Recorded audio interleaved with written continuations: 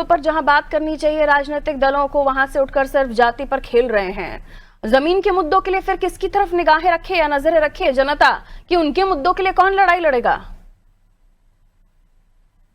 देखिए, स्थानीय मुद्दे जो मैंने पहले कहा पारुल जी, स्थानीय मुद्दे इसमें हावी होते हैं निश्चित रूप से।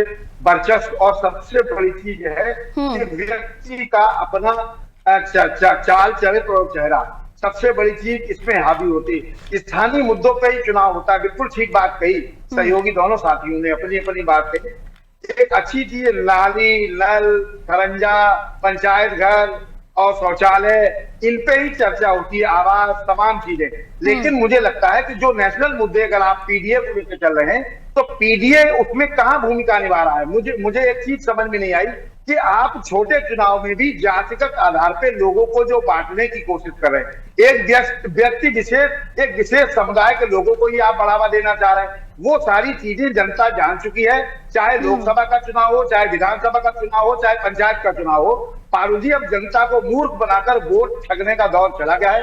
जनता बहुत समझदार है, अपने मनमाफिक प्रधान चुनती है, अपने मनमाफिक ग्राम पंचायत सदस्य चुनती है, अपने मनमाफिक क्षेत्र पंचायत सदस्य चुनती है, उसी हिसाब से जिला पंचायत सदस्य चुनती है। तो ये जाति वाला कार्ड जनता के, ग्रामीण अंचलों की जनता के जहन में उतरेगा? क्योंकि ग्रामीण अंचलों की जनता तो वैसे भी और भी ज्यादा भोली भाली होती है।